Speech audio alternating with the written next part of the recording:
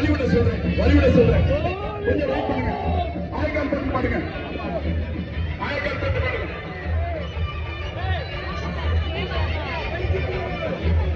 வந்துருங்க, உள்ள வந்துருங்க. நீங்க வந்துருங்க, உள்ள